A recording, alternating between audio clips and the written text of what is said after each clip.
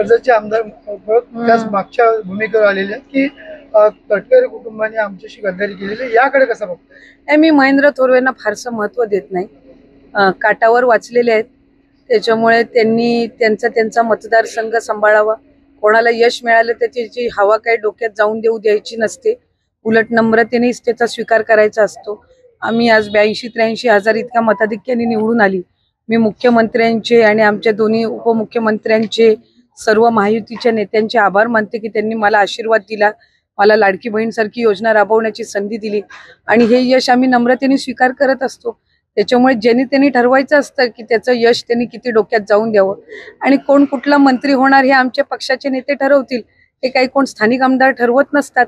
काटावर वाचलेले आहेत. जरा इथं तिथं झालं असतं तर काय ती जागा कळली असती. दे धडक बेधडक वृत्त देणाऱ्या आपल्या शिवसत्ता टाइम्स न्यूज चॅनलला लाल बटन दाबून सबस्क्राईब करा आणि बेल आयकॉनला क्लिक करायला विसरू नका.